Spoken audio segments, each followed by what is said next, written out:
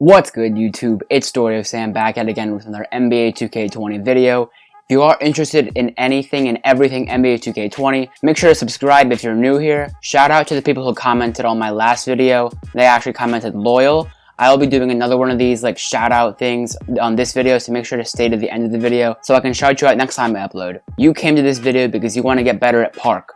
I'll be sharing all of my tips with you today so you can get much better at the park. It is a very competitive mode, there are a lot of sweats on it, so these are just my tips to get better.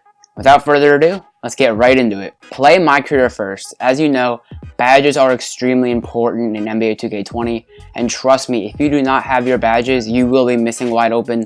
I still miss wide open to this day, and I have Hall of Fame quick draw and like range extender, all those different other badges that you need. So you definitely need to get your badges. In my last video, I covered how to get all the shooting badges.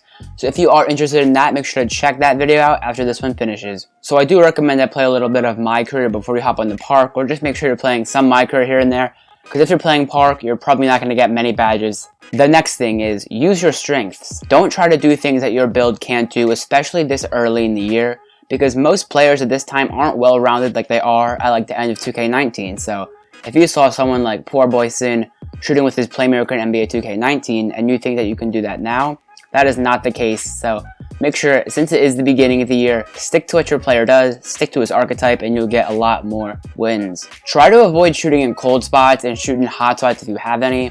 Cold spots and hot spots are a really big part of 2K20.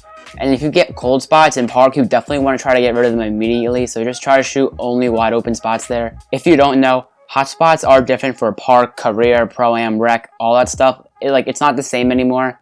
So that's something to keep in mind. To run with the proper build combinations, don't run two inside centers on twos, please. Just make sure whenever you're playing twos or threes, you have a good balanced lineup that's good for spacing. The next thing is, be patient. Don't throw inbound steals. That's the most annoying thing that I find when I'm playing with a teammate. If they throw inbound steals, I know never play with them again. So obviously, if you wait on the inbounds passes, you will complete them almost 95% of the time. The only reason people throw an inbound steal is because they're way too anxious to get the ball out of their hands. And always take the highest percentage shot, especially on twos, because if you lose the ball on twos, that could be the last time you touch the ball all game. The next thing is, don't be afraid to use screens this early in the year. Lots of people in the 2K community like Steve-O and G-Man, they frown on using screens because it takes less skill. But honestly, this early in the year, it is a complete must to use screens if you aren't some sort of playmaker. Screens are also super strong this year, like with all the iron wall screens and people now falling from screens like in NBA 2K17. It's definitely something you want to be using on your team, no matter how toxic you think it is or whatever. Screens are definitely a must. The next thing is upgrade the correct badges.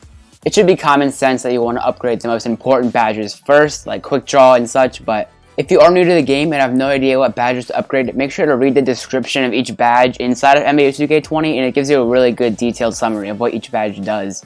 Next is shoot when your center has position. If you are a guard in NBA 2K20, especially, there are a lot of missed whites, and you need to make sure that if you miss a white, you have a center in the paint waiting to grab your rebound. That is one of the most important tips, guys. You can miss 1,000 times. It doesn't matter how much you miss. As long as your center has positioning, you're pretty good to win that game because you're going to get the rebound every single time. If you want a good example of IQ, make sure to watch Joe Knows. He's one of the highest IQ players on NBA 2K20. I hope you guys did enjoy. If you made it to the end of the video, make sure to smash that subscribe button. Help me get to 200 subs as fast as possible. Now guys, the key word for this video to get a shout out in the next video is bread. Nothing else, just type bread, B-R-E-A-D, like money, bread. The bread you eat, whatever. Anyways guys, until the next time, I'm out y'all.